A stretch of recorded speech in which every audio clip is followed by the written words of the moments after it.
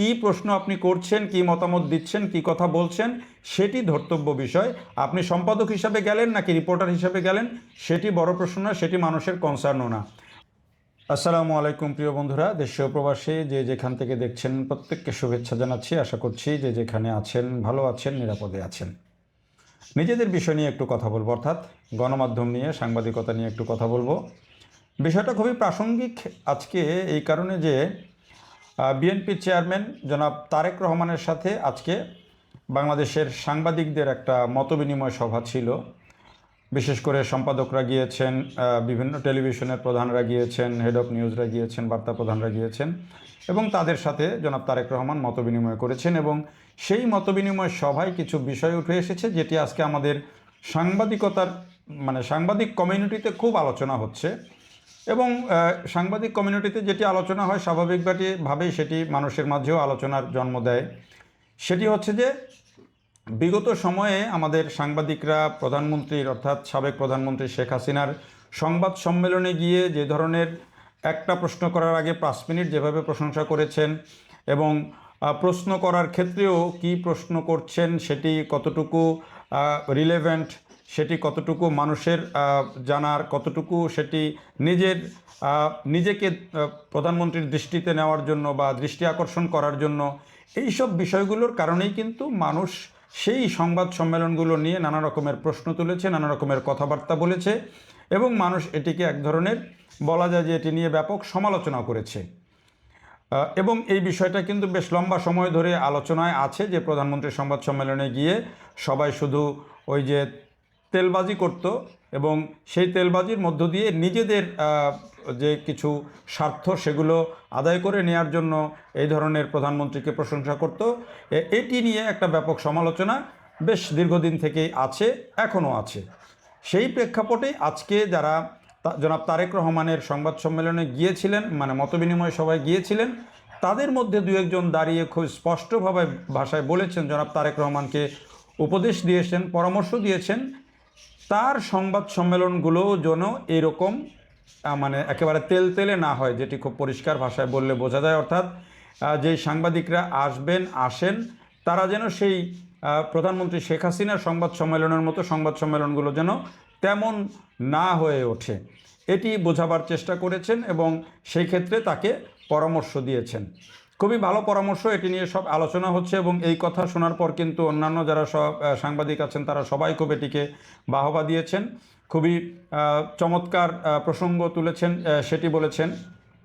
তো আরেকটা বিষয় এসেছে যে জনাব তারেক রহমান বাংলাদেশের গত 17 বছরের সাংবাদিকতা সম্পর্কে কি হয়েছে এখানে সেই সম্পর্কে তেমন কিছু জানেন না, এটা বলেছেন জনাব মাহমুদুর রহমান, আমার দেশ সম্পাদক।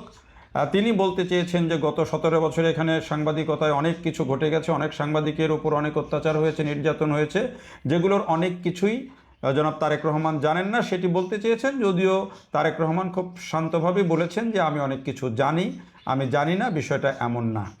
এবং জনাব মাহমুদুর রহমান এটি প্রসঙ্গ তুলতে গিয়ে তিনি উদাহরণ দিয়েছেন বঙ্গবন্ধু শেখ মুজিবুর রহমানের যে 71 সালে কারাগারে ছিলেন এবং বাংলাদেশের, তিনি বলতে চেয়েছেন বাংলাদেশের মুক্তিযুদ্ধ কিভাবে হয়েছে, দেশ কিভাবে স্বাধীন হয়েছে সে সম্পর্কে বঙ্গবন্ধু কিছুই জানেন না, সেটি বলতে চেয়েছেন। এটির সাথে তুলনা দিয়েই তিনি বলেছেন যেহেতু তিনি দেশে ছিলেন না, নির্বাসিত ছিলেন, লন্ডনে ছিলেন, তিনি বাংলাদেশের অনেক কিছু জানেন না, সেটি বলতে চেয়েছেন।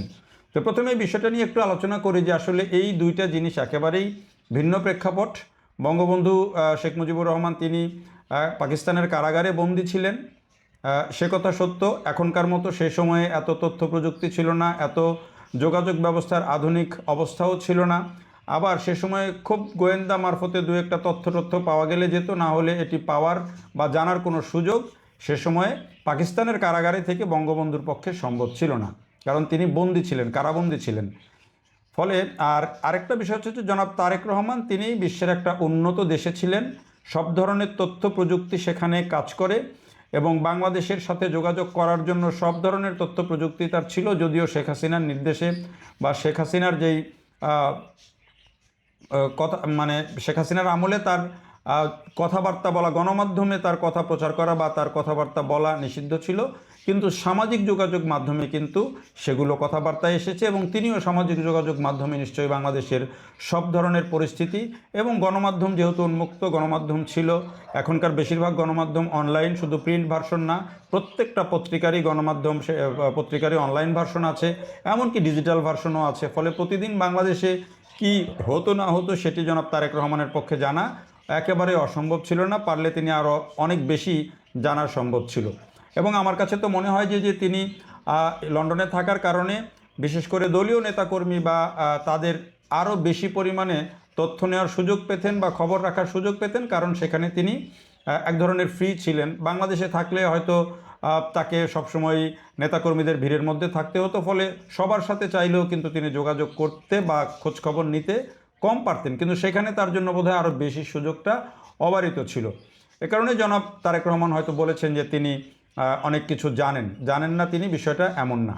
তো এবারে আসি যে ওই যে তেলতেলে সাংবাদিকতা বা তেলতেলে প্রশ্ন, সেই প্রসঙ্গটাতে জনাব তারেক রহমানকে আগেই কেন সতর্ক করছেন সাংবাদিকরা, যেটি খুব স্বাভাবিকভাবে অনেকে ধরে নিচ্ছেন যে আগামীর প্রধানমন্ত্রী জনাব তারেক রহমান। ফলে তারেক রহমানের সংবাদ সম্মেলনগুলোতেও যেন এই ধরনের প্রশ্ন, এই ধরনের যারা সুযোগ সন্ধানী সাংবাদিক, এই ধরনের যারা ওই প্রশ্ন করার আগে 5 মিনিট প্রশংসা করে দৃষ্টি আকর্ষণ করার জন্য প্রশ্ন, সেই ধরনের সুযোগটা যেন তৈরি না হয়, এটি অনেকেরই চাওয়া। কিন্তু এই চাওয়াটা সঙ্গত, কারণ এগুলোর কারণেই তো শেখ হাসিনা বিতর্কিত হয়েছেন এবং তার একটা পরিণতি হয়েছে। সেই কারণেই হয়তো জনাব তারেক রহমানকে সাংবাদিকরা সচেতন করতে চাইছেন। কিন্তু বিষয়টা হচ্ছে যে এই ধরনের সাংবাদিকতা বা এই যে প্রধানমন্ত্রী শেখ হাসিনার সংবাদ সম্মেলনে সব সম্পাদকরা এসে উপস্থিত হতেন, সব টেলিভিশনের হেড অফ নিউজ বা সিইওরা এসে উপস্থিত হতেন, এই ক্ষেত্রে বলেছেন যে সাংবাদিকরা পরামর্শ দিয়েছেন যেন বিটের সাংবাদিকরাই ওই সংবাদগুলো, অর্থাৎ প্রধানমন্ত্রী হওয়ার পরে বিটের সাংবাদিকরাই যেন এগুলো কাভার করতে আসে। এই ক্ষেত্রে আমার একটি খুব পরিষ্কার অবস্থান হচ্ছে যে আসলে সংবাদ সম্মেলন, প্রধানমন্ত্রীর সংবাদ সম্মেলন কে কাভার করতে আসলো, সম্পাদক আসলো নাকি একজন অফিসের জুনিয়র মোস্ট রিপোর্টার আসলো, সেইটা বড় ফ্যাক্টর নয়। বড় ফ্যাক্টর হচ্ছে যে এইখানে যারা আসলেন তারা কি প্রশ্ন করলেন, কি কথা বললেন, কি মতামত দিলেন, সেটি হচ্ছে বড় প্রশ্ন। এখানে সাংবাদিক নেতাই আসুক, সাংবাদিকই আসুক, রিপোর্টারই আসুক, আসলে এখানে নেতা বড় কথা নয়, কথাটা হচ্ছে বড় কথা। নেতার চেয়ে কথা বড়। অর্থাৎ আপনি যেই প্রশ্ন করছেন সেই প্রশ্ন কি আসলে একজন সাংবাদিক হিসাবে ওই সময়ে কতটা রিলেভেন্ট, সেই প্রশ্নটা সাধারণ মানুষের জানার বা সাধারণ মানুষের আগ্রহের কোনো বিষয়ে কিনা, সেই প্রশ্নটা দেশের বড় কোনো স্বার্থের বিষয়ে কিনা, যেহেতু প্রধানমন্ত্রীর সামনে আপনি প্রশ্ন করছেন, সেই বিষয়টা বাংলাদেশের স্বার্থ সংশ্লিষ্ট কোনো বিষয় কিনা বা আপামর জনসাধারণের স্বার্থকে রক্ষা করে এরকম কোনো বিষয়ে কিনা, নাকি আপনি প্রধানমন্ত্রী শুধু দৃষ্টি আকর্ষণ করতে চাইছেন সেই জন্যে প্রশ্ন করছেন, প্রশংসা করছেন, সেটা হচ্ছে আসল বিষয়। অর্থাৎ কি প্রশ্ন আপনি করছেন, কি মতামত দিচ্ছেন, কি কথা বলছেন, সেটি ধর্তব্য বিষয়। আপনি সম্পাদক হিসাবে গেলেন নাকি রিপোর্টার হিসাবে গেলেন সেটি বড় প্রশ্ন না, সেটি মানুষের কনসার্নও না। মানুষ জানবে যে একটা প্রধানমন্ত্রীর সংবাদ সম্মেলনে কি কথা হচ্ছে, কি প্রশ্ন হচ্ছে, কোন হাইটের প্রশ্ন হচ্ছে, কোন লেভেলের প্রশ্ন হচ্ছে, সেগুলো মানুষ দেখতে চায়। তো সেই হাইট এবং সেই কথা যদি ঠিক থাকে তাহলে এখানে ওই আপনার কে গেল আর কে গেল না সেটি বড় প্রশ্ন নয়।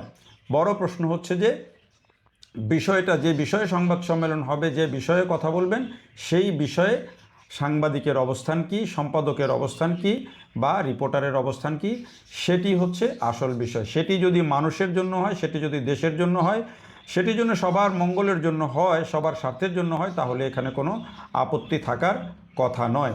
আসলে শেষে সেই কথাটাই বলতে চাই, নেতা বড় কথা নয়, কথা হচ্ছে বড় কথা। কি কথা বললেন সেটাই আসল। দেখার জন্য সবাইকে অনেক ধন্যবাদ।